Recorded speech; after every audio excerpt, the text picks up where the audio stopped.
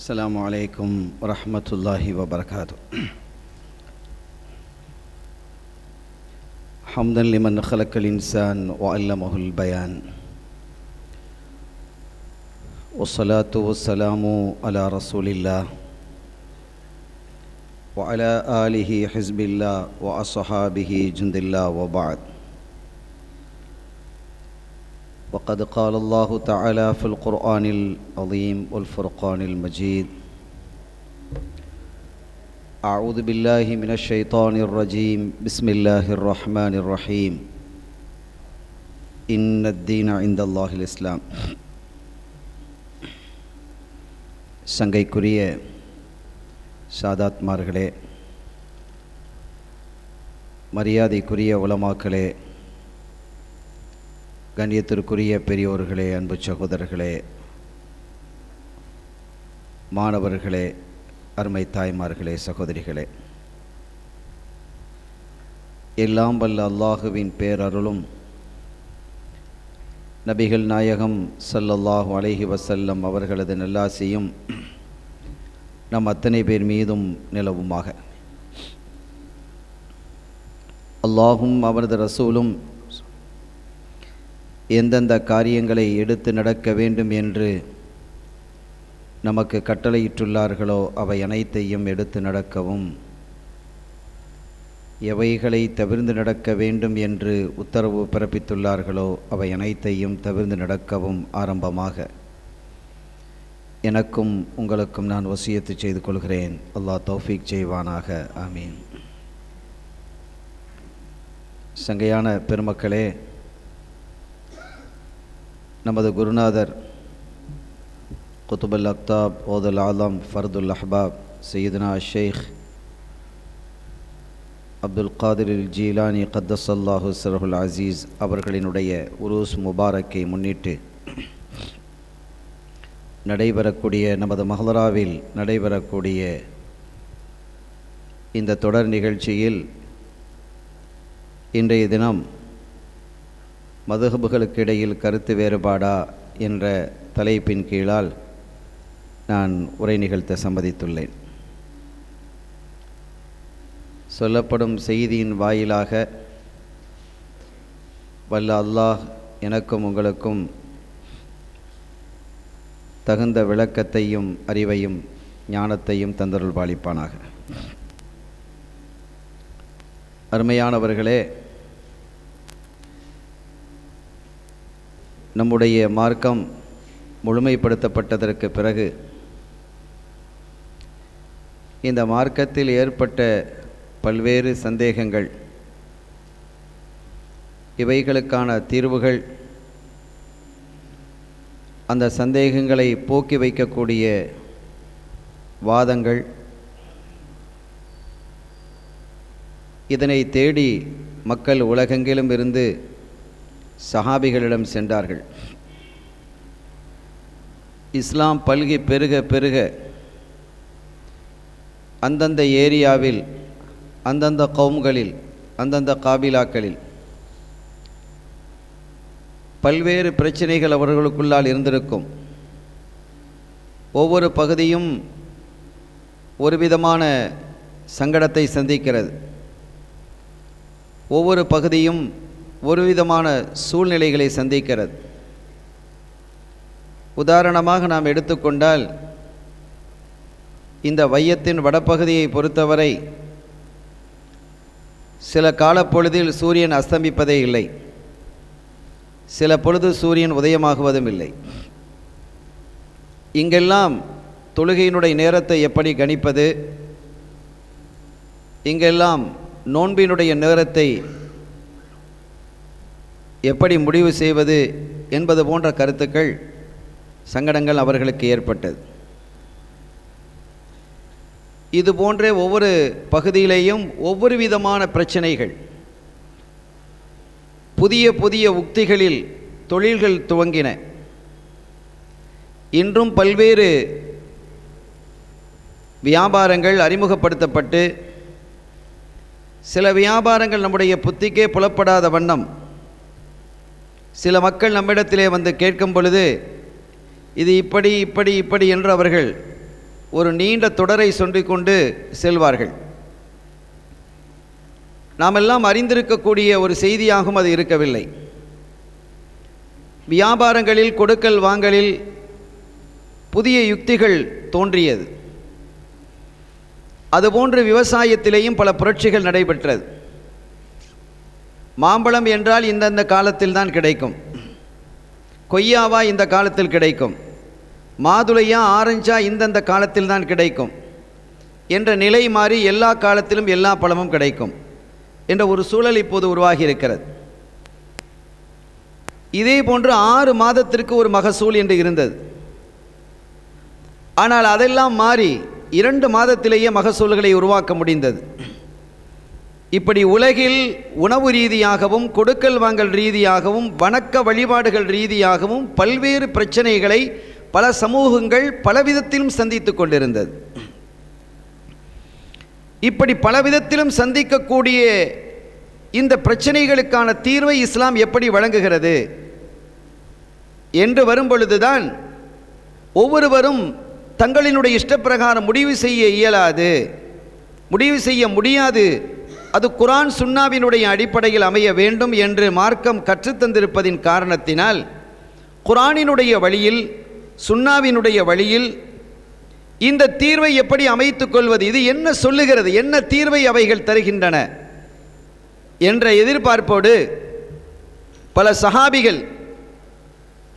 பல சஹாபிகளை நாடி தாபியின்கள் வந்தார்கள். பல மக்கள் வந்தார்கள், கிராமங்களிலிருந்தும் பல பகுதிகளிலிருந்தும் வந்தார்கள். பல்வேறு சிந்தனைகளுக்கு உட்பட்டவர்களாகவும் இருந்தார்கள். பல விதத்திலும் அவர்களுடைய உணவுகளும் அவர்களுடைய உடைகளும் அவர்களுடைய சிந்தனைகளும் அமைந்திருந்தது. ஆனால் இஸ்லாம் என்பது எல்லாவற்றுக்கும் தீர்வை தரக்கூடிய ஒரு மார்க்கம் என்பதால் அதற்கான பதில் சொல்ல வேண்டிய பொறுப்பு சஹாபிகளுக்கு இருந்தது. அப்படி பதில் சொல்லக்கூடிய சஹாபிகள் எல்லோரும் யோகோபித்த முடிவின் அடிப்படையில் பதில் சொன்னார்களா என்றால் இல்லை, அப்படி சொல்லவில்லை.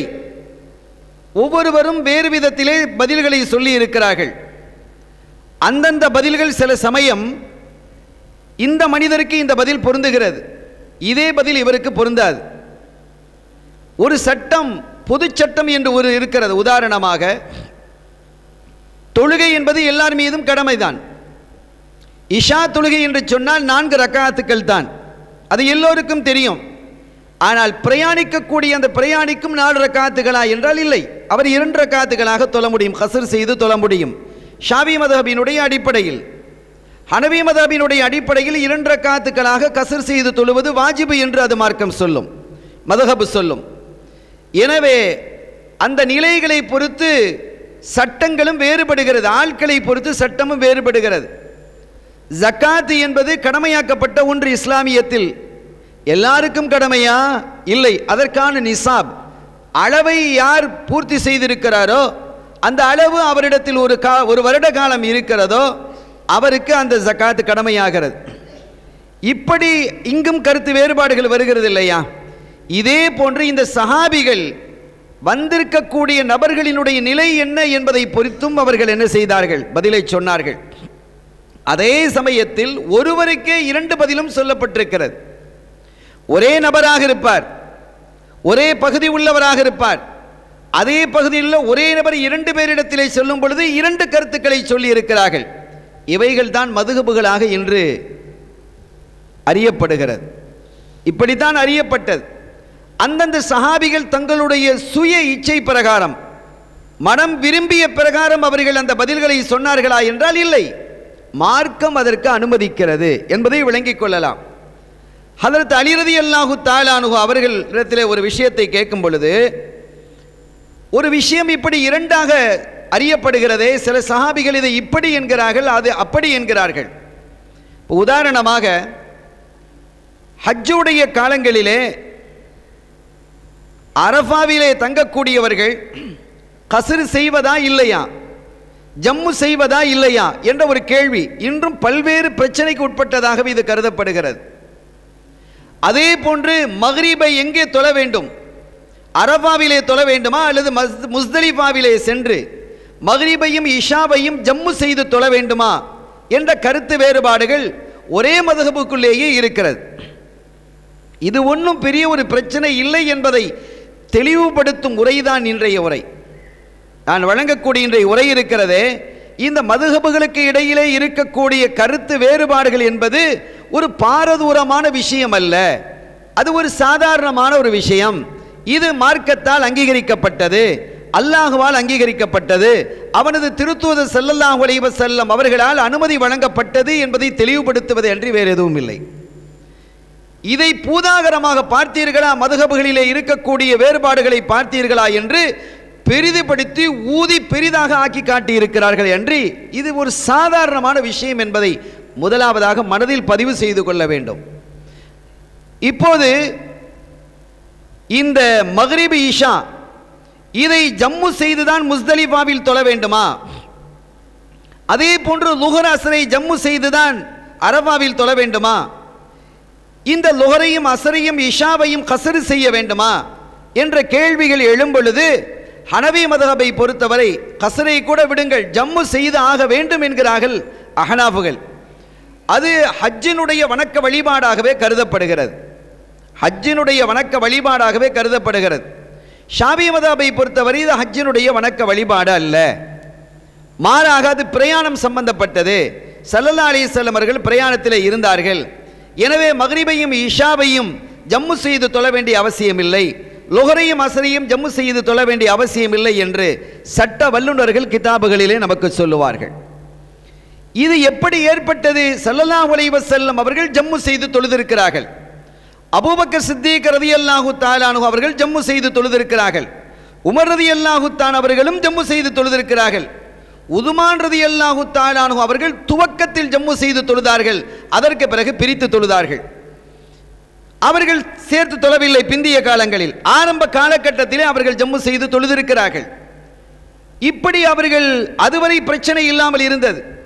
இவர்கள் தனியாக லுஹரை தனியாக, அஸ்ரை தனியாக, மக்ரிப் இஷாவை தனித்தனியாக ஜம்மு செய்யாமல் தொழுததை பார்த்து சஹாபிகளுக்கு இடையிலேயே கருத்து வேறுபாடுகள் ஏற்பட்டது.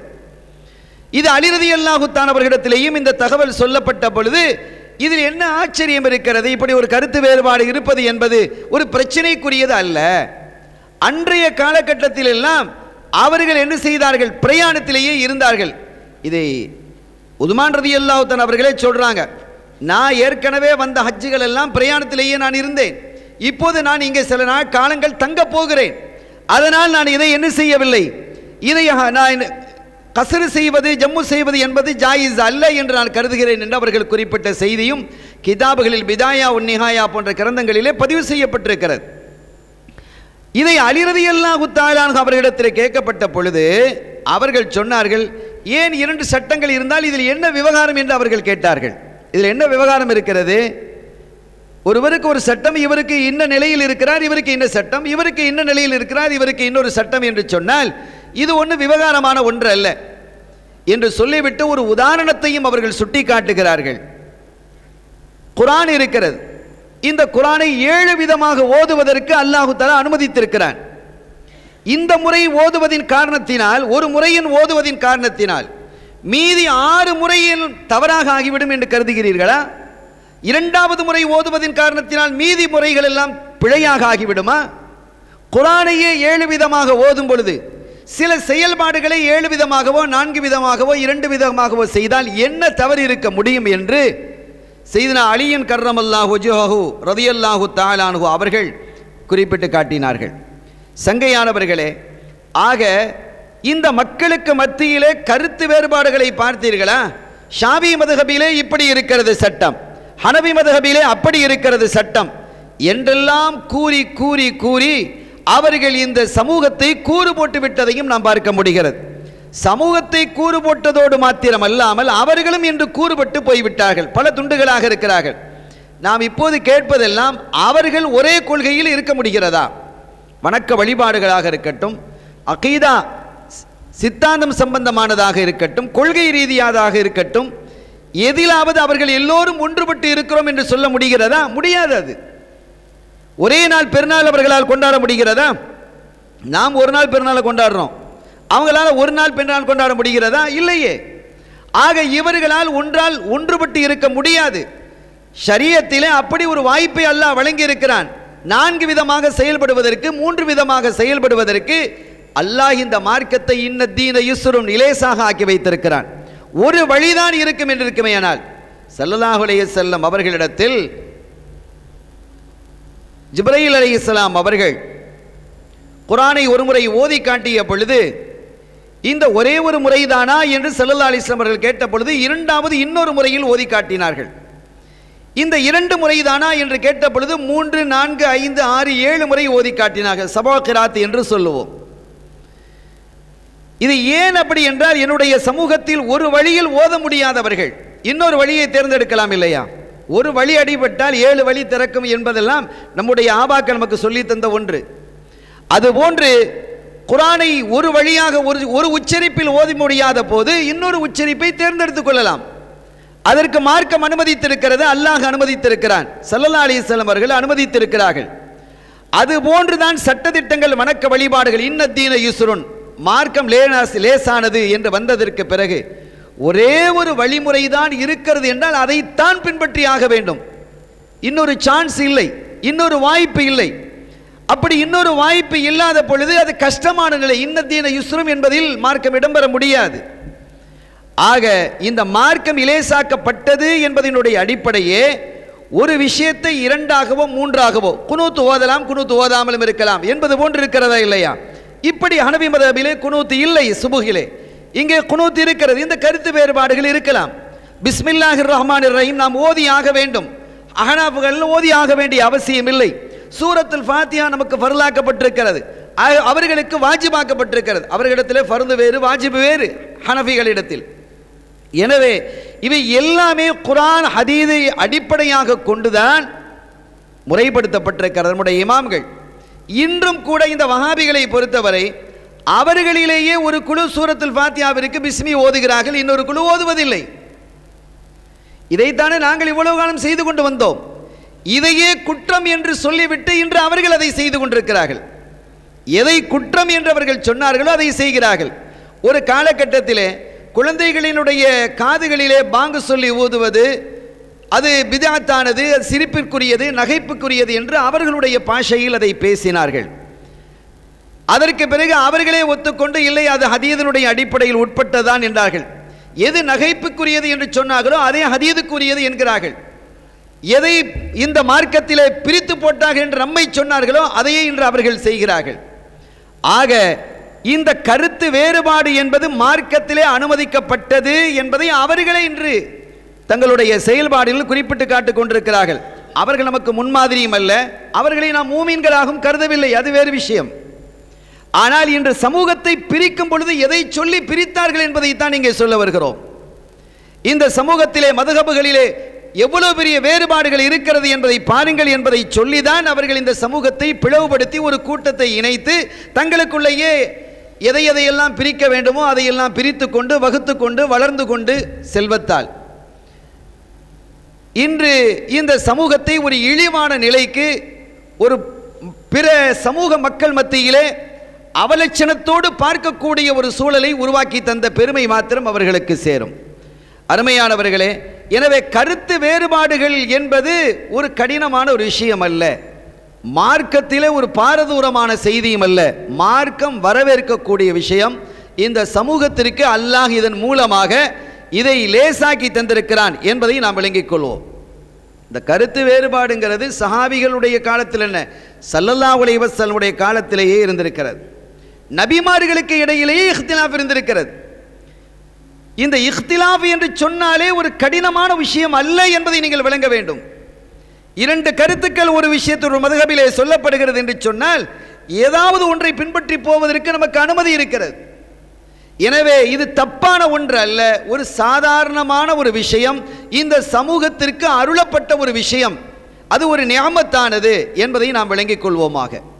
அந்த வகையிலே சையதுனா தாவூத் அலைஹிஸ்ஸலாம் அவர்களுடைய மகனார் சையதுனா சுலைமான் அலைஹிஸ்ஸலாம் இவர்களுக்கு இடையிலே கருத்து வேறுபாடு இருந்திருக்கிறது. அதை குர்ஆன் சொல்லி காட்டும்.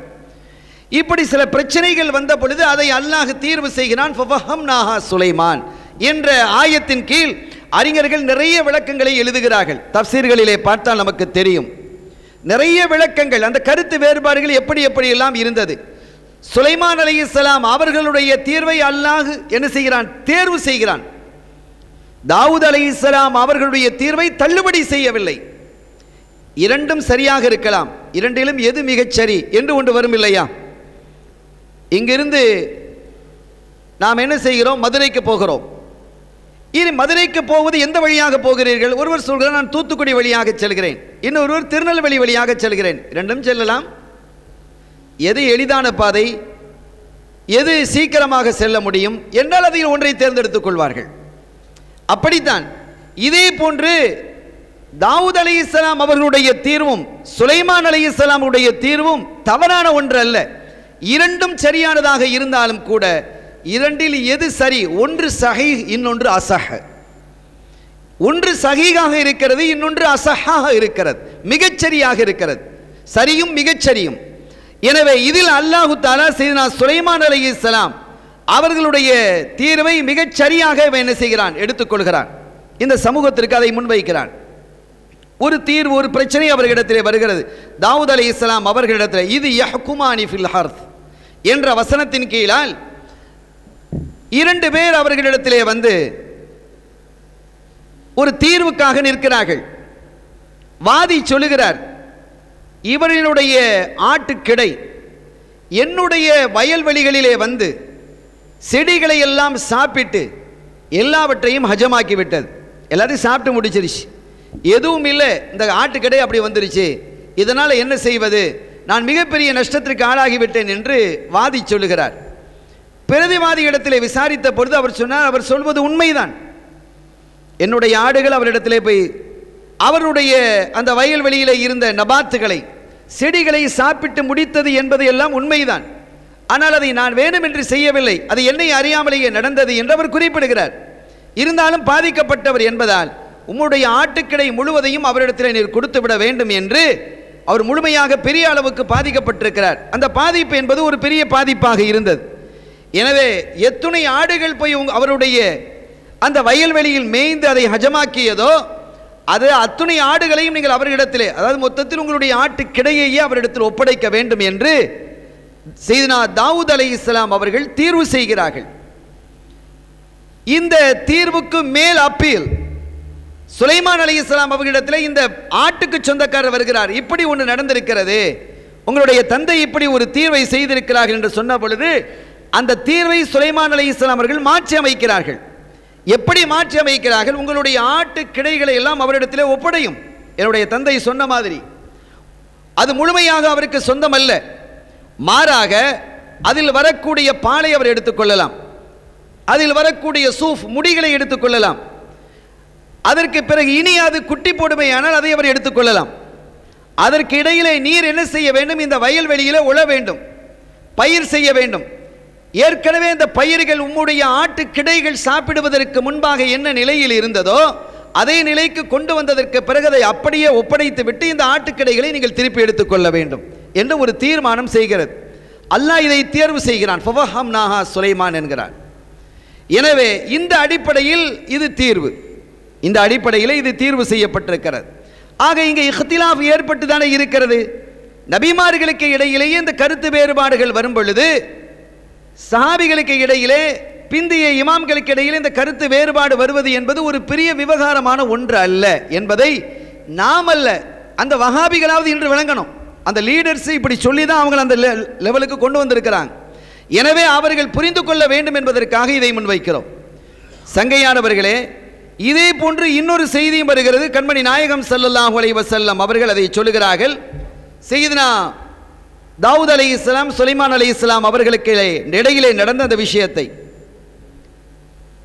ஒரு இரண்டு பேர் சகோதரிகள், அது உறவு, அந்த உறவை பற்றி கருத்து வேறுபாடுகள், சொந்த சகோதரிகளாக இருக்கலாம், அதை ஏதோ ஒரு வகையில் சகோதரிகள், இரண்டு பேரும் குழந்தையை பெற்றெடுக்கிறார்கள்.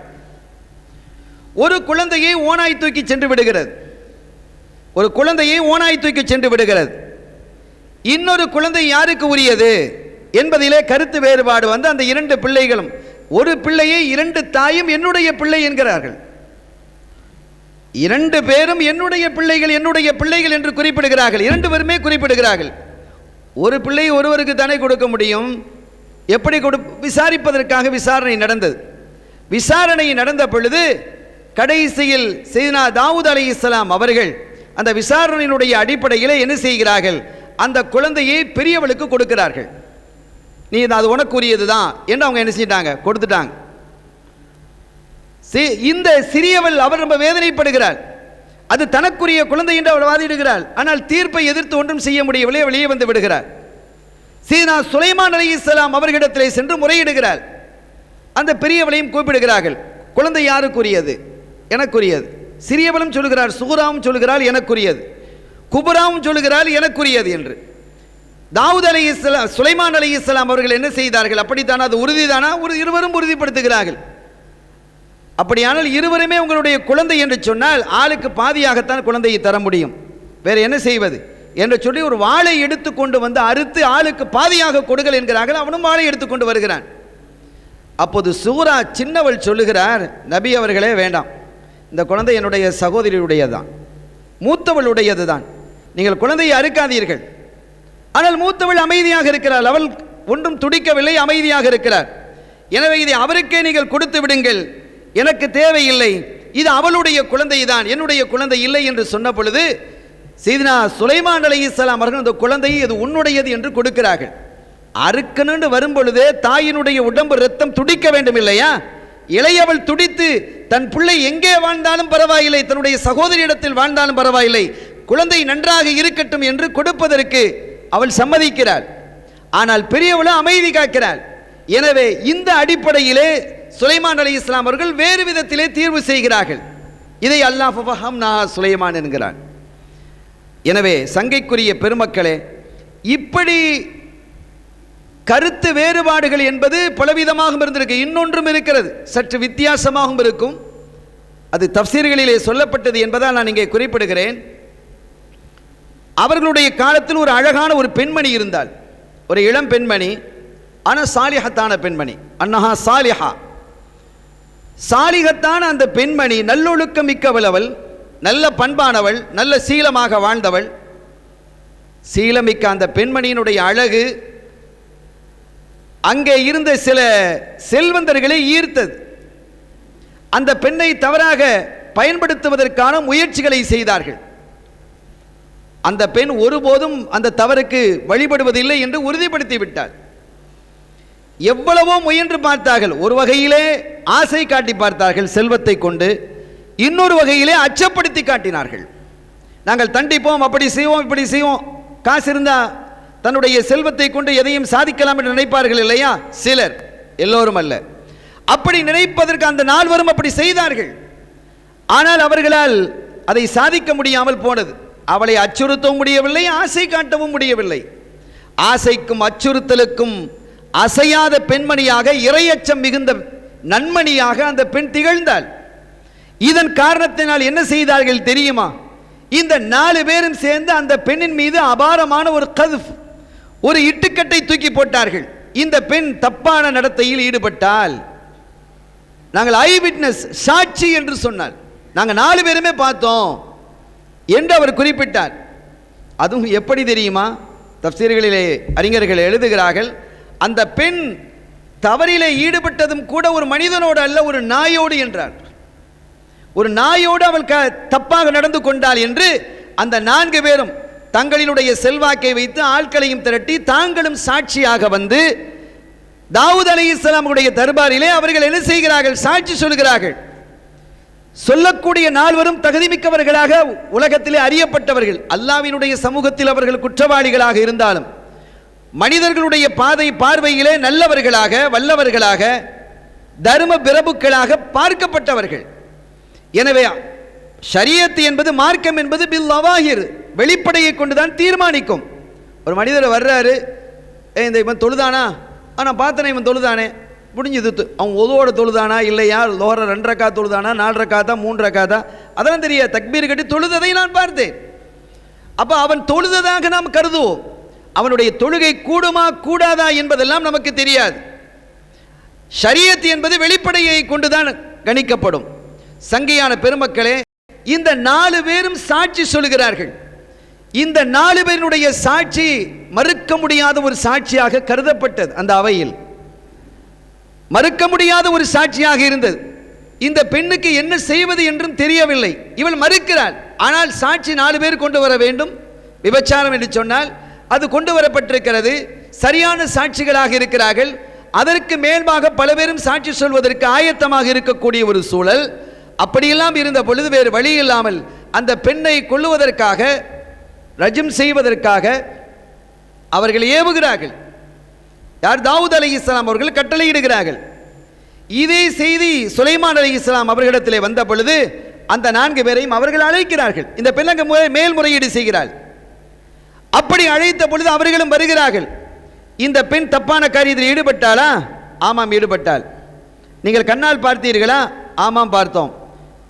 அது நாய் தானா? ஆம், நாய் தான் என்றெல்லாம் அவர்கள் என்னென்ன பதிலை சொன்னார்களோ, தாவூத் அலைஹிஸ்ஸலாம் அவர்கள் என்ன கேள்விகளை கேட்டார்களோ அதே கேள்வி சுலைமான் அலைஹிஸ்ஸலாம் அவர்களும் கேட்கிறார்கள். கேட்டபோது அதற்கான பதிலையும் இவர்கள் சொல்லுகிறார்கள். அதே பதில் சரி என்று எல்லாவற்றையும் கேட்டு முடித்ததற்கு பிறகு ஒவ்வொருவரையும் தனித்தனி ரூமிலே, அறையிலே அடைக்க சொன்னார்கள். ஒருவரை மட்டும் நிற்க வைத்துவிட்டு மீது 3 வரையும் தனித்தனியாக வையுங்கள். நான் விசாரிப்பது அவர்களுக்கு தெரியக்கூடாது, அவர்கள் இருக்கட்டும். வந்தோடனே கேட்டாங்க ஒருத்தர், நாயின்னு சொல்றியப்பா, நாய் என்ன கலரில் இருந்ததுன்றார். என்ன கலர்? ஒருத்தன் கருப்புண்ணான், நீ போ நீ வா. இன்னொருத்தன் சிகப்புண்ணான், இன்னொருத்தன் சாம்பல்னா. 4 பேரும் 4 கலரை சொன்னான். இந்த 4 பேரையும் கல்லெறிந்து கொள்ளுங்கள் என்றார்கள். இந்த 4 பேரையும் கல்லெறிந்து கொள்ளுங்கள் என்றார்கள். ஆக அவர்கள் செய்த தீர்வு தப்பான ஒன்று அல்ல. ஷரியத்தினுடைய பார்வையிலே 4, அவர்களுடைய ஷரியத்தில் 4 சாட்சிகள் வேண்டும். திருமணம் முடித்தால் ஒரு சட்டம், திருமணம் முடிக்காமல் இருந்தால் ஒரு சட்டம் என்று இந்த ஷரியத் முஹம்மதியாவில் இருக்கிறது. அங்கே திருமணம் முடிக்காமல் இருந்தாலும் கூட ரஜம் இருந்திருக்கிறது. அருமையான பெருமக்களே, அதைத்தான் தாவூத் அலைஹிஸ்ஸலாம் அவர்கள் 4 சாட்சிகள் முறைப்படுத்தப்பட்ட பொழுது ஷரியத்தினுடைய அடிப்படையிலே தீர்வு செய்கிறார்கள். இதையே வேறு விதமாக தீர்வு செய்கிறார்கள் செய்தனா சுலைமான் அலைஹிஸ்ஸலாம் அவர்கள். எனவே கருத்து வேறுபாடுகள் என்பது அது ஒன்றும் தப்பான ஒரு விஷயம் அல்ல.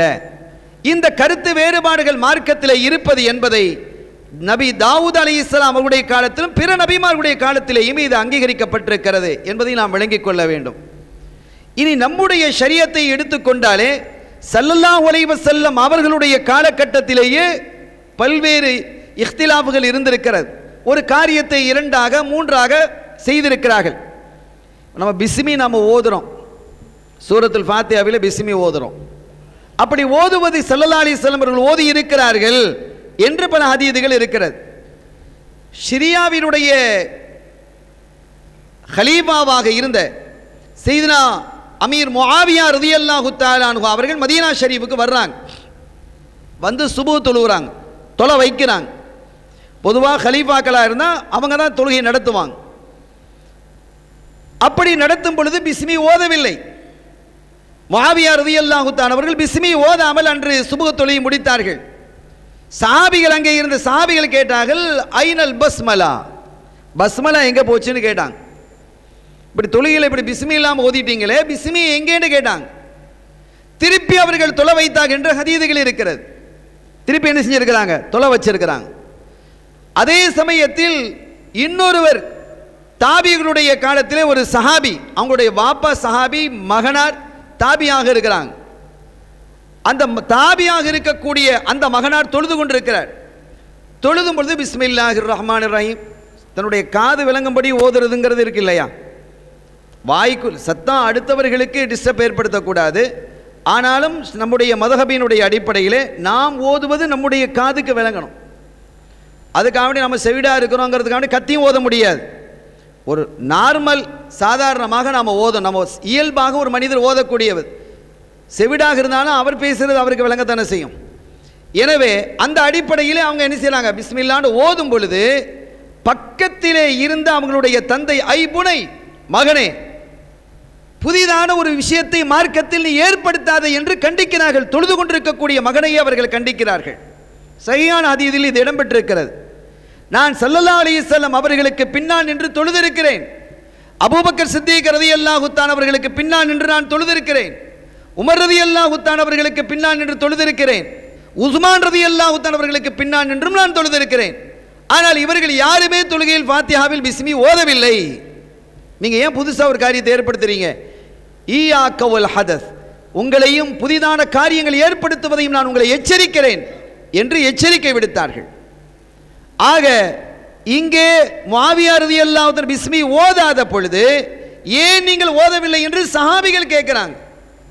இங்கே பிஸ்மியை ஒருவர் ஓதிய பொழுது மகனார் ஓதுகிறார், ஒரு சஹாபி சொல்றாங்க நீ ஏன் ஓதுறன்னு கேட்கிறாங்க. ஏன் அதை ஓதுகிறாய் என்று கேட்கிறார்கள். ஆக இரண்டு மதுஹபுகள் இங்கே உருவாகிறது நமக்கு தெரிகிறது. ஸல்லல்லாஹு அலைஹி வஸல்லம் அவர்களுக்கு பின்னால் நான் தொழுது இருக்கிறாங்க ஓதல்ல, அபூபக்கர் சித்திக் ரலியல்லாஹு அன்ஹு அவர்களுக்கு பின்னால் தொழுது இருக்கிறேன் ஓதையில, உமர் ரலியல்லாஹு அன்ஹு உஸ்மான் ரலியல்லாஹு அன்ஹு இவர்கள்லாம் ஓதல, அலிநாயகம் அதில் வரல. அந்த ஹதீல உஸ்மான் ரலியல்லாஹு அன்ஹு அவர்களுக்கு வருது. அலிநாயகம் பிஸ்மி ஓதுனதாக பல ஹதீதுகள் இருக்கிறது. அப்ப ஸல்லல்லாஹு அலைஹி வஸல்லம் அவர்கள் ஓதவில்லை என்றால் அலி ரலியல்லாஹு அன்ஹு ஓதி இருப்பார்களா? என்ன விளங்குகிறோம் இதிலிருந்து? சில பொழுது ஸல்லல்லாஹு அலைஹி வஸல்லம் பிஸ்மி ஓதி இருக்கிறாங்க, சில பொழுது ஓதவில்லை, அல்லது வாய்க்குள்ளே ஓதி இருப்பார்கள், ஓதவில்லை என்று அவர்கள் எடுத்துக்கொண்டிருக்கலாம். இரண்டு கருத்தும் அங்கீகரிக்கப்பட்டது என்பதை நாம் விளங்க வேண்டும். எந்த நேரத்தில் அவர்கள், உதாரணமாக சில பேர் ஒரு தொழுகைன்னு சொன்னால் இந்த தொழுகைக்கு இந்த நேரத்தில் மட்டும் போவாங்க. சஹாபிகள்லாம் மஸ்ஜித் நபவியை சுற்றி எல்லாரும் ஒரே நேரத்தில் 5 நேரத்தில் அங்கே உட்கார்ந்துட்டு இருக்குல்ல, பலரும் பலவிதமாக பிரிந்து போய்விட்டார்கள். ஒரு நேரத்திற்கு மட்டும் வந்து தொழுதுட்டு போவாங்க, மகரிபில் மட்டும் வந்து தொழுதுட்டு போவாங்க. சில சஹாபிகள் சுபுகில் மட்டும் வந்து தொழுதுட்டு போவார்கள், லுஹரிலே வந்து மட்டும் தொழுதுட்டு போவாங்க. வெகு தூரத்தில் இருப்பார்கள், அவர்களுடைய கடைகள், அவர்களுடைய வீடுகள், தொழில் துறைகள், விவசாயங்கள் எல்லாம் வேறு வேறு பகுதியில் இருக்கும். அப்படி இருந்ததால் அங்கே வந்து என்ன செய்வாங்க, மகரிபில் வந்து ஒரு 4 நாள் தொழுதுருப்பாங்க, அந்த 4 நாள் பிஸ்மி ஓதி இருக்க மாட்டாங்க ஸல்லல்லாஹு அலைஹி வஸல்லம். இஷாவில் ஓதி இருப்பாங்க. அப்போ அதில் ஓதலாம் ஓதாமலும் இருக்கலாம் என்பதை காட்டுவதற்கு ஸல்லல்லாஹு அலைஹி வஸல்லம் ஒரே விஷயத்தை 2 முறை 3 முறை ஓதி இருக்கிறாங்க. ஒரு கட்டத்தில் சீனா உமர் ரலியல்லாஹு தஆலா அன்ஹு அவர்கள் பள்ளிவாசல் இருக்கிறாங்க. பள்ளிவாசல் இருக்கும்போது ஒரு ஆராபி கிராமவாசி அவர் வந்து குர்ஆனை ஓதிக்கொண்டிருக்கிறார். குர்ஆனை ஓதிக்கொண்டிருக்கும் பொழுது அது பிழையாகப்படுகிறது உமர் ரலியல்லாஹு அன்ஹு அவர்களுக்கு. நேராக வந்து அவரை தட்டி, என்ன ஓதுற நீ, என்னப்பா ஓதுற நீ, பிழையா ஓதுகிறாயே, உனக்கு யார் இப்படி ஓதி தந்தது என்று கேட்ட பொழுது இப்னு மஸ்ஊத் எனக்கு ஓதி தந்தாங்க, அப்துல்லா இப்னு மஸ்ஊத் ரலியல்லாஹு தஆலா, அவர் உனக்கு பிழையாக ஓதி காட்டி இருக்கிறார், இப்படி ஓதவில்லை, இப்படித்தான் ஓத வேண்டும் என்று அவர்கள் திருத்தி கொடுக்கிறார்கள். அல்லது அவர்கள் சரியாக ஓதி தந்திருப்பார்கள், நீ பிழையாக புரிந்து கொண்டிருக்கிறாய். அப்போ கிராமவாசி சொன்னால் நான் பிழையாக புரிந்து கொள்ளவில்லை, இந்த இடத்தில் அவர்கள் இப்படித்தான் ஓதி காட்டினார்கள். அப்படியா, இப்னு மஸ்ஊத்கிட்ட போவோம் கேட்டால் இப்னு மஸ்ஊத் ரலியல்லாஹு தஆலா அவர்களிடத்தில் போய் சொல்லப்பட்டது. இல்லை இதுதான் சரின்னு அவங்க நிற்கிறாங்க, அவர் ஓதுனது சரிதான், ஸல்லல்லாஹு அலைஹி வஸல்லம் அப்படித்தான் ஓதி காட்டினார்கள். இருவருக்கும் இடையிலே கருத்து வேறுபாடு வருகிறது. இல்லை இது இப்படி என்கிறார்கள், அது அப்படி என்கிறார்கள், இருவரும் வேறு விதமாக சொல்லுகிறார்கள். ஸல்லல்லாஹு அலைஹி வஸல்லம் இருக்கும் காலம் அது. ஸல்லல்லாஹு அலைஹி வஸல்லம் அவர்களிடத்திலே 2 பேரும் வர்றாங்க, சீனா இப்னு மஸ்ஊத் ரலியல்லாஹு தஆலா அவர்களும் சீனா உமர் இப்னு கத்தாப் ரலியல்லாஹு தஆலா அன்ஹு அவர்களும் வர்றாங்க.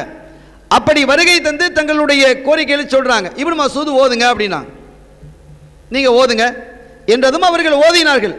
ஆமாம், ஹாக்கதா கரஅது, இப்படித்தான் நான் ஓதினேன், இப்படித்தான் நான் ஓதினேன் என்று சொல்லலாம்னு சொன்னாங்க. உமர் ரலியல்லாஹு அன்ஹு அவர்களுக்கு ஷாக் ஆயிடுச்சு, என்ன இப்படி ஓதுனேங்கறாங்களே, உமர் இக்ரா யா உமர், உமர் நீங்க ஓதுங்கன்னாங்க. உமர் ரலியல்லாஹு அன்ஹு ஓதுனாங்க, ஹாக்கதா கரஅது, ஆமா இப்படித்தான் நான் ஓதினேன். உமர் ரலியல்லாஹு அன்ஹு சொல்றாங்க, என்னுடைய நெஞ்சிலே ஒரு பெரிய குழப்பம் ஏற்பட்டு போனது, இப்படியும் ஓதுனங்கறாங்க அப்படியும் ஓதுனங்கறாங்களே என்ற போது என்னுடைய கையிலே நெஞ்சை வைத்து அல்லாஹ் எனக்கு 7 முறையாக ஓதுவதற்கு கற்று தந்திருக்கிறான். ஸல்லல்லாஹு சொன்னாங்க, நீங்க 2 முறையில் தானே வச்சிருக்கிறீங்க, 7 முறை இருக்கு. அப்ப இந்த மாதிரி இப்படியும் ஓதலாம் இப்படியும் ஓதலாம் என்று வரும் பொழுது அலிநாயகம் அவர்கள் ஆரம்பத்திலேயே சொல்லும் பொழுது அல்லாஹ் குர்ஆனையே 7 விதமாக நமக்கு ஓதுவதற்கு வழிவகைகளை செய்து தந்திருக்கும் பொழுது ஒரு சட்டத்திலே இப்படியும் இப்படியும் இருந்தால் என்ன வந்து விட்டது, இது எங்கே பிரச்சனை இருக்கிறது என்று அவர்கள் கேட்டார்கள். அதை நாம் தெளிவுபடுத்திக் கொள்ள வேண்டும் சங்கைக்குரியவர்களே. ஆகவே இந்த இஹ்திலாஃபுல் மதாஹிப் என்பது, மதுஹபுகளுக்கு இடையிலே இஹ்திலாஃப் இருப்பது என்பது ஒரு பிரச்சனையே அல்ல. நாம் இன்று வரை சவால் விட்டுக் கொண்டிருக்கிறோம் எல்லா மேடைகளிலும், நீங்கள் இஹ்திலாஃப் இல்லாமல் காரியங்களை செய்து காட்டுங்கள் பார்க்கலாம். ஒரே நாளில் பெருநாள் கொண்டாடுங்களும் பார்க்கலாம். ஒரே நாளில் பெருநாள் வந்தாலும் கூட அவன் தனியாக தொழுகிறான், இவன் தனியாக தொழுகிறான், அப்படித்தானே தொழுகிறான். அவன் ஒரு நாள் சேர்ந்து தொழ முடிகிறதா அவனால்? ஒரு நாளில் பெருநாள் வந்துட்டு சேர்ந்து தொழுவேன், ஒன்னா சேர்ந்து தொழுது தொலைங்களாம் பார்க்கலாம், முடியுமா? அதுவே முடியலையே அவர்களால். அப்படி வந்தாலும் கூட சேர்ந்து தொழுவதற்கு தயாராக இல்லை அவர்கள். இப்படிப்பட்டவர்கள் பின்பற்றப்படத்தக்கவர்களா? ஈமானுக்கும் இஸ்லாத்துக்கும் இவங்களுக்கு சம்பந்தம் கிடையாது என்பதை நாம் விளங்கிக் கொள்ள வேண்டும். ஆக இன்றைக்கும் கூட அவர்களால் தீர்வு செய்ய முடியாமல் பல விஷயங்கள் இருக்கிறது. அவர்களுக்கு இடையிலேயே 1008 கருத்து வேறுபாடுகள், அது வேறு. ஆனாலும் இது இருக்கிறதா இல்லையா என்பதிலும் கூட பல்வேறு விஷயங்கள் அவர்களால் தீர்மானிக்க முடியவில்லை. மதுஹபை பின்பற்றவில்லை என்றால் இப்படித்தான் இருக்கும். மதுஹபை பின்பற்றினால் அது 4க்குள் இருக்கும். மதுஹபை பின்பற்றவில்லை என்று சொன்னால் அது நாற்றத்திற்குள் இருக்கும். என்ன நாறுகிறார்கள் பாருங்கள். என்றைக்காவது நாம் ஹனவி மதுஹபை குறைத்து பேசி இருக்கிறோமா? மாலிக் மதுஹபை குறைத்து பேசி இருக்கிறோமா? பள்ளிவாசலில் போர்டு எழுதினாலும் ஷாஃபி, ஹனவி, அம்பலி, மாலிகி இந்த 4 மதுஹபுகளில் ஒரு மதுஹபை அங்கீகரித்தவராக இருக்கணும் தானே எழுதியிருக்கிறோம். அவன் எழுதுங்களாம் பார்ப்போம். ஜாக்கு பாக்குன்னு எத்தனை வச்சுட்டு இருக்கிறான், டிஎன்டிஜே, எஸ்எல்டிஜே எத்தனை வைத்திருக்கிறான். இவர்களில் ஒருவர் தான் இந்த பள்ளியில் தொழ முடியும் எழுத முடியுமா? எவ்வளவு கேவலமாக இருக்கிறது. அவர்களையே முஸ்லீம்களாக கருதவில்லை. அல்லாஹ் குர்ஆன்ல சொல்லுவான், வகாலத்துல் யஹூது வன் நஸாரா சொல்லும் பொழுது, வகாலத்தின் நஸாரா, நஸாராக்கள் சொல்லுவார்கள் யகூதிகளை பார்த்து, நீங்கள் எந்த மார்க்கத்திலும் இல்லை. யகூதிகள் நஸாராக்களை பார்த்து சொல்வார்கள், நீங்கள் எந்த ஹக்கிலையும் இல்லை, மார்க்கத்திலும் இல்லை என்று சொல்வது மாதிரி இவர்களை பார்த்து அவர்களை பார்த்து நீங்கள் எதிலும் இல்லை. இவன் அவனை ஷியாங்கிறான், இவனை ஷியாங்கிறான். இவ்வளவு கேவலமான நிலை வந்திருக்கிறது. இதில் பெரிய ஒரு ஆச்சரியம் என்னன்னு கேட்டால், இவ்வளவு கேவலமாக வந்ததற்கு பிறகும் கூட நம் மக்களில் சிலர் அதை பிடித்து தொங்கிக் கொண்டிருக்கிறார்களே, இவன் இவ்வளவு கேவலமாக நடக்கிறானே என்று தெரிந்தும் கூட அதில் இருக்கிறாங்க பாருங்க. ஹதமல்லாஹு அலா குலூபிஹிம், அவர்களுடைய இதயங்களில் அல்லாஹ் சீல் வைத்திருக்கிறான் என்பதை தவிர ஈமான் அவர்களுடைய இதயங்களில் நுழைய விடாமல், அல்லது நுழைந்த ஈமான் வெளியேறிவிட்டதற்கு பிறகு மீண்டும் அது உள் நுழைய முடியாமல் அல்லாஹ் அதில் முத்திரை வைத்திருக்கிறான் என்பதை தவிர வேறு என்ன சொல்ல முடியும் இவர்களுடைய விஷயத்தில்? சங்கையானவர்களே, எனவே கருத்து வேறுபாடு என்பது ஒரு பெரிய விஷயம் அல்ல என்பதை நாம் புரிந்து கொள்ள வேண்டும். இந்த சலாத்துல் உஸ்தா என்று ஒரு தொழுகை, ஹாஃபிது அலஸ் ஸலவாத்தி வஸ் ஸலாத்தில் உஸ்தா என்று அல்லாஹ் குறிப்பிடுகிறான். தொழுகையின் மீது நீங்கள் பேணுதலாக இருங்கள். குறிப்பாக உஸ்தா என்று ஒன்றை சொல்கிறான். இந்த உஸ்தா நடுத்தொழுகை. இந்த நடுத்தொழுகை எது என்பதில் சஹாபிகளுக்கு மத்தியிலே கருத்து வேறுபாடு இருக்கிறது. 5 தொழுகைகளையும் சொல்கிறார்கள்.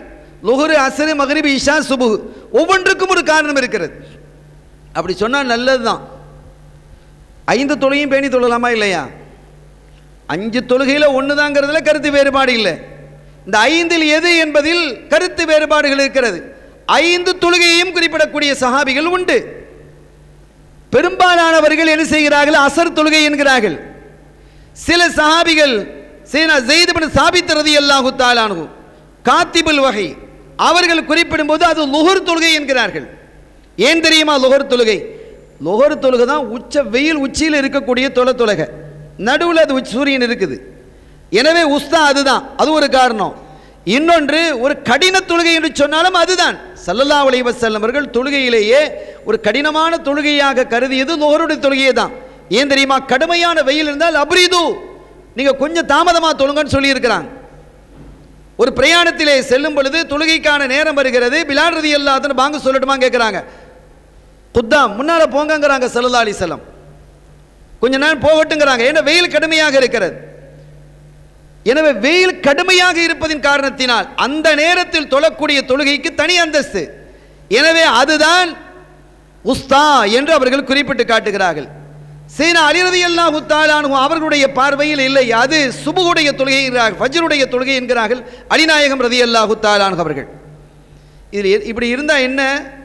ஒருத்தர் லுஹருங்கிறாங்க, ஒருத்தர் அசருங்கிறாங்க, ஒருத்தர் மக்ரிப். இப்போ எதுவாக இருந்தாலும் என்னென்ன ஒன்றும் இல்லை, எல்லாத்தையும் பேணி தொழலாம், எல்லாத்தையும் பேணி தொழலாம், 5ஐயும் பேணி தொழக்கூடிய ஒரு வாய்ப்பு கிடைக்கிறது. ஆக இந்த இஹ்திலாஃபின் காரணத்தினால் இது நமக்கு ஒரு சாதகமாகத்தான் அமைகிறதே தவிர ஒரு சங்கடமான ஒன்று அல்ல என்பதை நாம் விளங்கிக் கொள்கிறோம். ஆனால் ஒரு வழியையே நாம் பின்பற்றி செல்ல வேண்டும் என்பதை வலியுறுத்துகிறோம். ஒரு நாளைக்கு இங்கே, ஒரு நாளைக்கு அங்கே, அப்படி இருக்கக்கூடாது.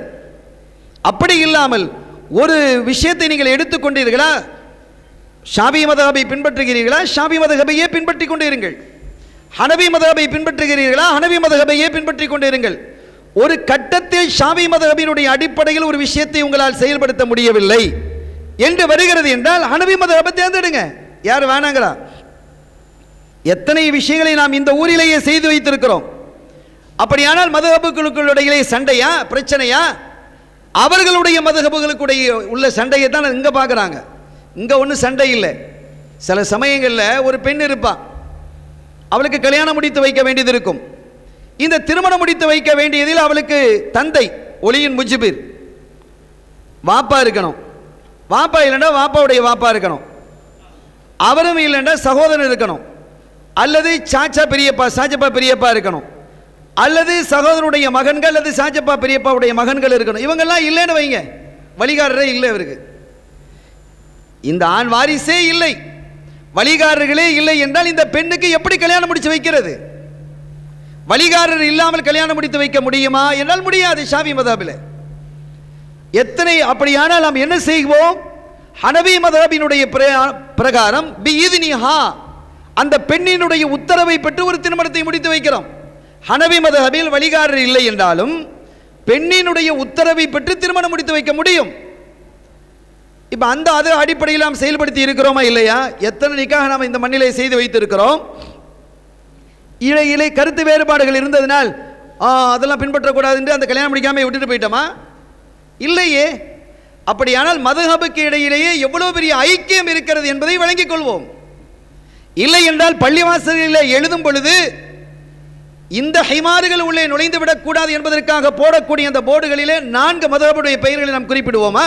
ஷாஃபி மதஹபை தவிர யாரும் வரக்கூடாதுல போட்டிருக்கணும். அல்லது ஹனபி மதஹபை தவிர யாரும் வரக்கூடாதுன்னு அந்த பள்ளிகளில் போட்டிருக்கணும். இருக்கா? இல்லையே.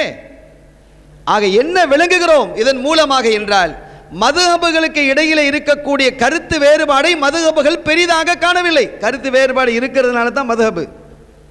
கருத்து வேறுபாடே இல்லைன்னு வைங்க, அதுக்கு எதுக்கு போய் மதுஹபுன்னு வருது? கருத்து வேறுபாடே இல்லை.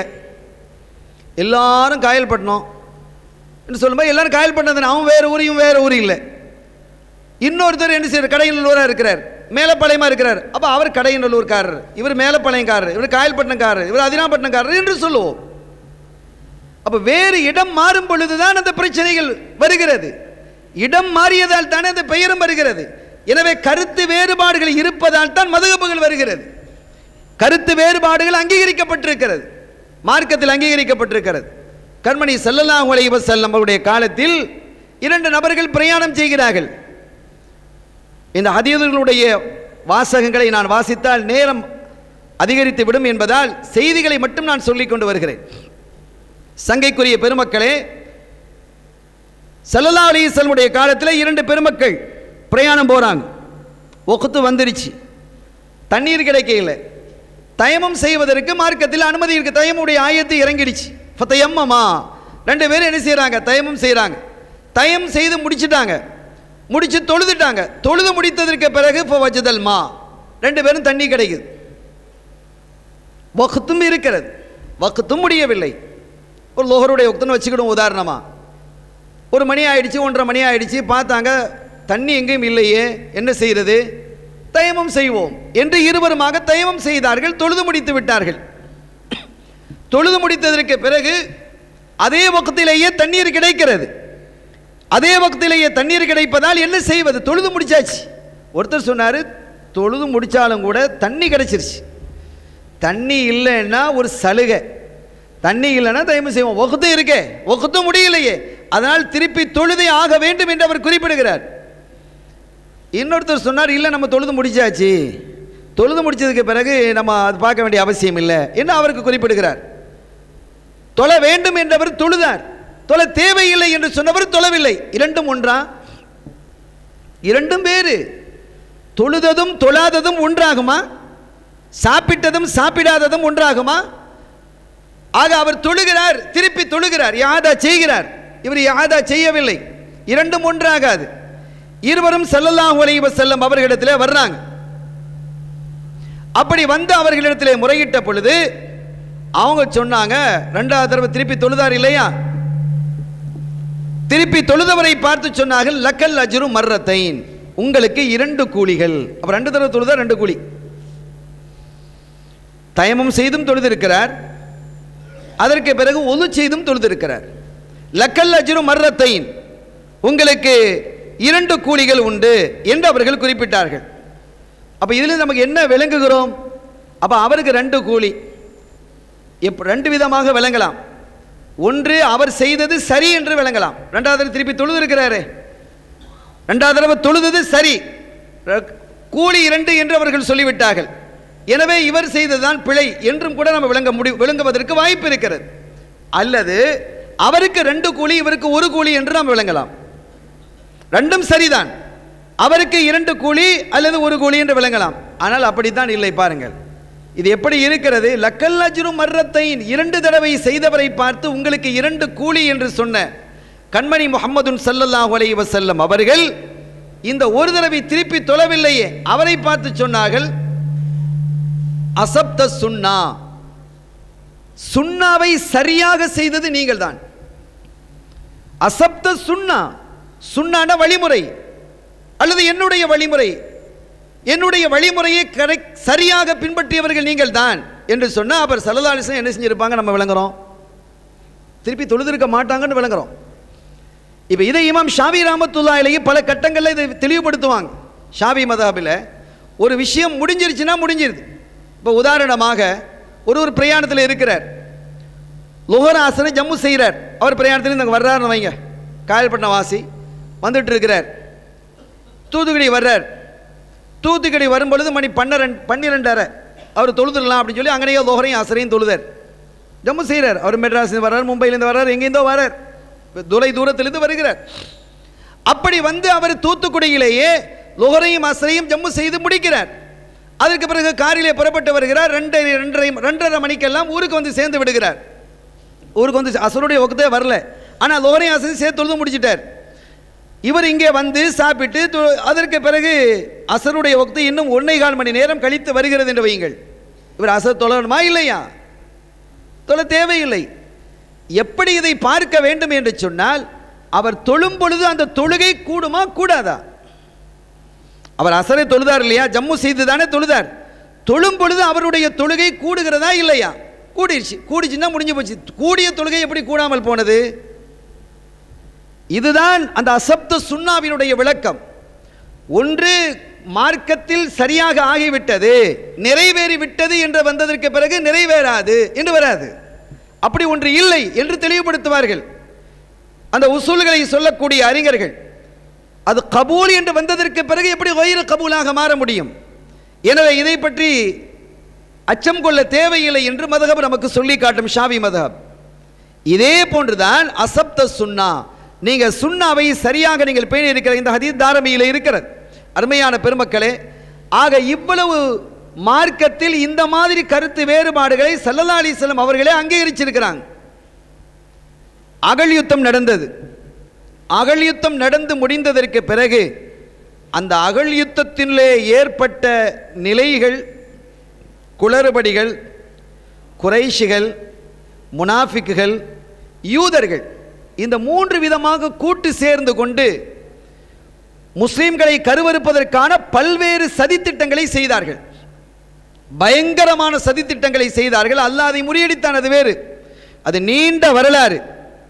ஆனால் அவர்களுடைய சதித்திட்டத்தை செயல்படுத்துவது மிக எளிதான ஒரு காரியமாக இருந்தது.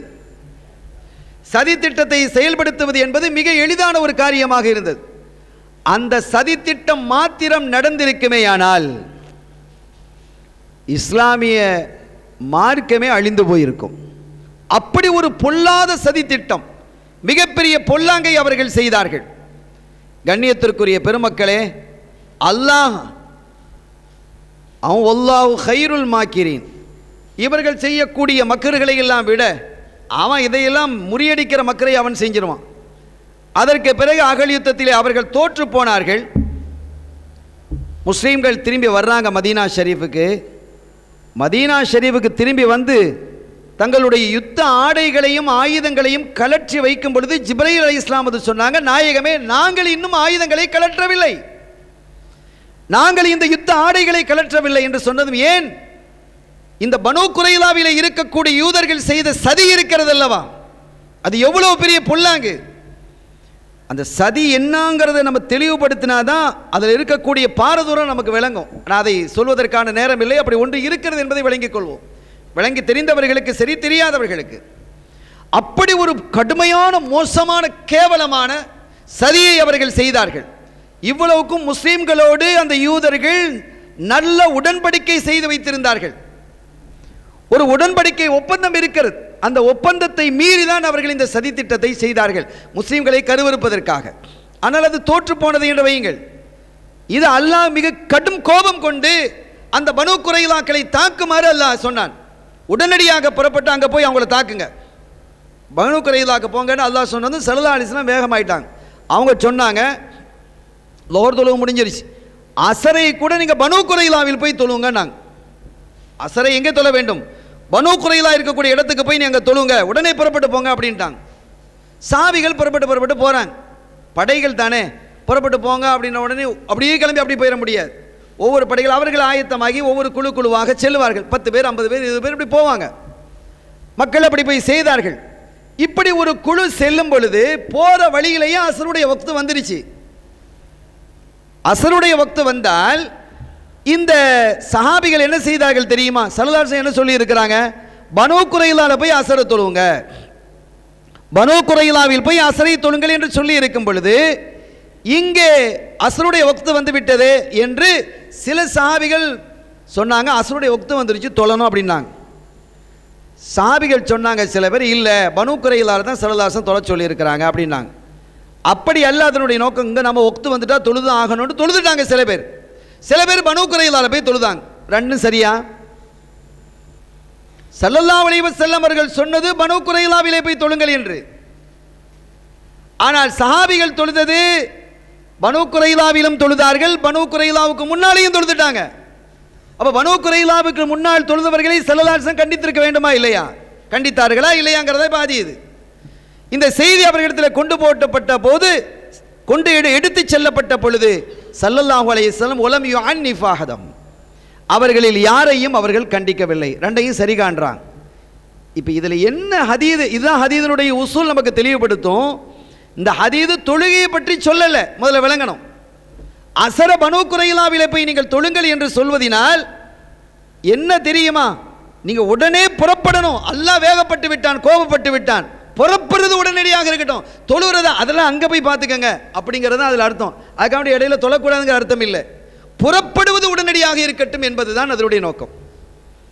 ஏனெனில் அவர்கள் செய்த சதி, அதிலே நீங்கள் தாமதப்படாதீர்கள், புறப்படுவதை வேகமாக. அப்போ சாப்பிட இல்லையா, செய்யல, நம்ம பொதுவாக கேட்போம் இல்லையா, அதெல்லாம் போகிற வழியில் பார்த்துக்கலாம்பா அப்படின்னு ஒருத்தன் சொல்கிறான்னு வச்சுக்கணும். போகிற வழியில் பார்த்துக்கிடுவோம். போகிற வழியில் பார்த்துக்கிறோங்கிறத நம்ம புறப்பட்டு போகிறோம், திருநெல்வேலிக்கு போகிறோன்னு வச்சுக்கிடுவோம் உதாரணமாக. இல்லை பசியாரது இல்லை, அதெல்லாம் போகிற வழியில் பார்த்துக்கலாம். அப்போ திருநெல்வேலியில் போய் சாப்பிட்றோன்னு வச்சுக்கோங்க, போகிற வழியில் பார்த்துக்கிடுவோம் தானே சொன்னாங்க, திருநெல்வேலியில் வந்து சாப்பிட்றோமே அப்படின்னு இது கேட்போமா? இல்லை. இது நம்முடைய நோக்கம் புறப்படுவது தானே தவிர சாப்பிடுவதல்ல. இப்படித்தான் ஹதீதை பார்க்க வேண்டும். இதைத்தான் இமாம்கள் அப்படி பார்த்தார்கள். எப்படி பார்க்க வேண்டுமோ அப்படி பார்த்தார்கள். ஆக இது மாதிரி கருத்து வேறுபாடுகள் 1000 இருக்கிறது. சையதுனா உமர் ரலியல்லாஹு தஆலா அன்ஹு அவர்களுக்கு இடையிலேயும் அவர்களுடைய திருமகனார் சையதுனா அப்துல்லா இப்னு உமர் ரலியல்லாஹு தஆலா அவர்களுக்கும் இடையிலேயுமே எத்துணை கருத்து வேறுபாடுகள் இருந்திருக்கிறது. இந்த கருத்து வேறுபாடுகள் எல்லாமே, அதுக்கான வாப்பா மகனும் தனித்தனி அணியாக இருந்தாங்க. இவன் அப்படி தான் காட்டிட்டான். இந்த ஷயாத்தீன்கள் எப்படி காட்டியிருக்கிறாங்கன்னு சொன்னால் பாருங்க, இவர் இப்படி சொல்லியிருக்கிறாரு, வாப்பாவுக்கும் மகனுக்கும் பெரிய சண்டை. என்ன சண்டை? ஒரு சண்டையும் இல்லை. கருத்து வேறுபாடு என்றால் சண்டையா? கருத்து வேறுபாடு. இப்போ எனக்கு ஒரு பொருள் பிடிக்குது, எனக்கு ஒரு சாப்பாட்டில் ஒரு உணவில் எனக்கு ஒரு பொருள் பிடிக்கிறது, என்னுடைய மகனுக்கு பிடிக்க இல்லை. அந்த பொருள் அந்த உணவு அவனுக்கு பிடிக்க இல்லை. இதில் என்ன சண்டை இருக்குது? ஒரு சண்டையும் கிடையாது. இதை எப்படி காட்டலாம் பார்த்தீரா? இவர் இந்த பொருளை விரும்பி விரும்பி விரும்பி சாப்பிடுகிறார், அதை தேடி தேடி போய் வாங்குகிறார். ஆனால் இவரோ வாப்பாவுக்கு எதிராக இப்படி பேசுவது. இப்படித்தான் பேசி சஹாபாக்களுக்கு இடையிலேயே, மதஹபுகளுக்கு இடையிலேயே கருத்து வேறுபாடுகள், சண்டைகள் இருந்தது என்று ஒரு பொய்யான நிலையை எடுத்து காட்டினாங்க. பச்சை பொய்யர்கள் இவர்கள், சங்கையான பெருமக்களே. எனவே இப்னு உமர் ரலியல்லாஹு தஆலா அவர்களுக்கும் அவர்களுடைய தந்தையாகிய உமர் ரலியல்லாஹு தஆலா அவர்களுக்கும் இடையில் கருத்து வேறுபாடு இருந்தது. அப்படி இருப்பது தப்பு இல்லை என்பதற்காகத்தான் அதை சொல்லுகிறோம். அது ஒன்றும் ஒரு பெரிய பாரதூரமான ஒரு விஷயம் அல்ல. அடிப்படையான உசூலான விஷயங்களில் கருத்து வேறுபாடுகள் இருக்காது, இருக்கக்கூடாது. ஐவேளை தொழுகை, யாராவது 4 வேளை தொழுகைன்னு சொல்கிறாங்களா? மக்கால போய் தான் ஹஜ்ஜு செய்யணும், அதெல்லாம் முடியாது, நான் பக்தாதில் தான் போய் ஹஜ்ஜு செய்வேன் யாராவது சொல்கிறாங்களா? இல்லை. இதெல்லாம் அடிப்படையான விஷயங்கள். இந்த அடிப்படைகளில் எந்த கருத்து வேறுபாடும் வராது, வரவில்லை, வரக்கூடாது. ஆனால் ஃபுரூஇய்யத்தான மசாலாக்கள் என்று பல மசாலாக்கள் இருக்கிறது. ஃபுரூஇய்யத்தான மசாலாக்கள் என்று பல மசாலாக்கள் இருக்கிறது. உதாரணமாக அஷ்ஹது அல்லா இலாஹ இல்லல்லாஹ்னு சொல்லும்போது விரலை உயர்த்தணுங்கிற நம்ம ஷாஃபியில் அப்படி உயர்த்தி அந்த விரலை கடைசி வரை வைத்திருக்க வேண்டும் என்று சொல்கிறோம். கடைசி வரை வைத்திருக்கிறோம். அஹ்னாஃபுகளாக இருக்கக்கூடியவர்கள் அஷ்ஹது அல்லா இலாஹ இல்லல்லாஹ் என்று உயர்த்திட்டு என்ன செஞ்சிருவாங்க? கீழே தாழ்த்திடுவாங்க. அது அஹ்னாஃபுகளுடைய கொள்கை. இதில் என்ன பிரச்சனை இருக்குது? இதான் ஃபுரூஇய்யத்தான மசாலாக்கள். இந்த அசைக்கனோடு வரும்பொழுது தான் பிரச்சனை வந்தது. சரி, அசைக்கிறையாவது ஒன்றாவது அசைத்தாயா? அது ஒரு முறையில் இருக்கிறது. அதில் எத்தனை இக்திலாஃப் இருக்குது? ஆரம்பத்திலேயே அசைக்கிறவன், இடையில் அசைக்கிறவன், ஆரம்பத்தில் ஆரம்பித்து கடைசி வரை அசைத்து கொண்டிருப்பவன், ஆரம்பத்தில் ஆரம்பித்து இடையிலே முறிப்பவன், இப்படி விட்டு விட்டு அசைப்பவன், தொடராக அசைப்பவன், சுற்றுபவன், சுழற்றுபவன், குழப்புவன் என்று 18 மதஹப் வச்சிருக்கான். அதில் நீங்கள் விரல் அசைக்கிறதுல பாருங்கள், 18 மதஹப் இருக்குது. அப்போ எந்த அளவிற்கு இந்த அவர்களில் இருக்கக்கூடிய உலமாக்கள் அவங்களை பின்பற்றி இருக்கக்கூடியவர்களை மூலச்செலவு செஞ்சுருக்கிறாங்க. 2 தான் இருக்குது, ஷாஃபியில் 1, ஹனஃபியில் 1. இந்த 2 மதஹப் தான் இங்கே இந்தியாவில் இருக்குது. தமிழ்நாட்டை வச்சுக்கோங்க. 2ஐ வைத்துக்கொண்டு அவர்கள் உங்களை 2 ஆக்கினாங்களே. இன்னைக்கு 18 மதஹப் விரல் அசைக்கிறதுலேயே கொண்டு வந்திருக்கிறாங்களே. இவன் எவ்வளோ பெரிய கெட்ட வேண்டி சிந்திக்கக்கூடிய சிந்தனை இல்லாமல் போச்சு. அதையெல்லாம் அவன் என்ன பிரெயின் வாஷ் பண்ணி வைத்திருக்கிறார்கள். எனவே மதுஹபுகளுக்கு இடையிலே இருக்கக்கூடிய இந்த கருத்து வேறுபாடுகள் என்பது ஒரு பாரதூரமான விஷயம் அல்ல. அது அல்லாஹுவாலும் அவனுடைய திருத்தூதர் ஸல்லல்லாஹு அலைஹி வஸல்லம் அவர்களாலும் அங்கீகரிக்கப்பட்ட விஷயங்கள் என்பதை நாம் விளங்கிக் கொள்வோமாக. சங்கையான பெருமக்களே, எனவே மதுஹபினுடைய அடிப்படையில் மட்டும்தான் ஒரு மனிதன் உண்மையாக வணங்க முடியும், இபாதத்துகளை செய்ய முடியும். அப்படி இல்லைன்னு சொன்னால் நிச்சயமாக அவர்கள் சிக்கிக்கொள்வார்கள், சீரழிந்து போவார்கள். இன்று சீரழிவது மாதிரி ஆகிரத்திலும் அவர்கள் சீரழிவார்கள் என்பதை நாம் விளங்கிக் கொண்டு இந்த மதுஹபை முறையாக நாம் பின்பற்றி எல்லா இமாம்களும் பெரும்பெரும் இமாம்கள், சிஹாவு சித்தான்னு சொல்கிறோம், அந்த இமாம்கள் நம்முடைய குருநாதர் குத்துபுல் அக்தா உதல் ஆலம் முஹையீன் அப்துல் காஜினா கத்தஸல்லாஹு அஸ்ஸல் அஸீஸ் இவங்க மதுஹபை பின்பற்றினவங்க தான். ஹாஜா முஹையினுல் ஜிஷ்தி நாயகம் மதுஹபை பின்பற்றவங்க தான். சையத் அஹ்மதுல் கபீர் ரிஃபாய் நாயகம் ரலியல்லாஹு தஆலா அவர்கள் எல்லா நாதாக்களும் பின்பற்றியவங்க தான். பின்பற்றாதவங்க பூரா இந்த மூதேவிகள் தான். இவங்க தான் பின்பற்ற மாட்டார்களே தவிர மற்ற எல்லாருமே நாதாக்களாக இருக்கக்கூடியவர்கள் நல்லடியார்கள், மதுஹபுகளை பின்பற்றவர்கள். இப்போ 2ஆக பிரிச்சிடலாம். மதுஹபை பின்பற்றவர்கள் நல்லடியார்கள், மதுஹபுகளை பின்பற்றாதவர்கள் புல்லடியார்கள் என்று என்ன செஞ்சிடலாம், 2ஆக பிரித்து விடலாம். ஏனெனில் அவர்களுமே பல மதுஹபுகளாக தான் இருக்கிறாங்க. இந்த 4 மதுஹபை பின்பற்றாதவர்களை நாம் குறிப்பிடுகிறோம். நம்முடைய குருநாதர் கௌதுல் ஆலம் முஹையீன் அப்துல் காதர் ஜீலானி கத்தஸல்லாஹு அஸீஸ் ஆரம்பத்தில் அவர்கள் ஷாஃபி மதுஹபை பின்பற்றி இருந்தாங்க. அதற்கு பிறகு சிர்த ஹம்பலியா நம்முடைய பாட்டனார் சதகத்துல்லா அப்பா அவர்கள் குறிப்பிடும் பொழுது, நீங்கள் ஆரம்பத்தில் ஷாஃபி மதஹபை பின்பற்றினீங்க, அதற்கு பிறகு ஹம்பலி மதஹபை ஹயாத்தாக்க வேண்டும் என்ற அடிப்படையில் நீங்கள் ஹம்பலி மதஹபை பின்பற்றினீர்கள். அப்போ இன்னொரு மதஹபை பின்பற்றுவதற்கும் நம்ம மார்க்கத்தில் அனுமதிங்கிறது தெளிவாக இருக்குது.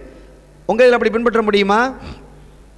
அந்த இந்த ஜெயிலிருந்து இன்னொரு ஜெயிக்கு போக முடியுமா? முடியாது. எனவே இப்படிப்பட்ட ஒரு இழிவானவர்கள், இழிவான ஷிராருல் ஹல்க், இந்த படைப்பினங்களிலே மோசமான ஒரு படைப்பினம், கெட்ட படைப்பினமாக இருப்பவர்கள் இவர்கள் என்பதை நாம் விளங்கிக் கொண்டு மதுஹபுகளில் இருக்கக்கூடிய கருத்து வேறுபாடுகள் இந்த சமூகத்திற்கு கிடைத்த நியாமத்துக்கள் என்பதை நாம் விளங்கி அதன் அடிப்படையிலேயே நாம் செயல்பட்டு நம்முடைய வணக்க வழிபாடுகளை அமைத்து சந்தேகத்திலிருந்து நம்முடைய இதயங்களை விடுபடச் செய்து நிம்மதியாக இறை அருளை பெறுவதற்கான பாக்கியத்தை அல்லாஹ் எனக்கும் உங்களுக்கும் நம்மை சார்ந்தவர்களுக்கும் தந்தருள் வாலிப்பானாக. இந்த மஜ்லிஸை அல்லாஹ் கபூல் செய்வானாக. இந்த மஜ்லிஸுக்கு வருகை தந்தவர்கள், இதற்காக உதவி புரிந்தவர்கள் யாவருக்கும் அல்லாஹ் தௌஃபீக் செய்வானாக. எல்லாம் வல்ல அல்லாஹ்வின் அருளையும் ஸல்லல்லாஹு அலைஹி வஸல்லம் ஷஃபாத்தையும் பெறுவோமாக. வ ஆகிரு தஅவானா அல்ஹம்துலில்லாஹி ரப்பில் ஆலமீன். வஸ்ஸலாமு அலைக்கும் வரஹ்மத்துல்லாஹி வபரகாத்துஹு.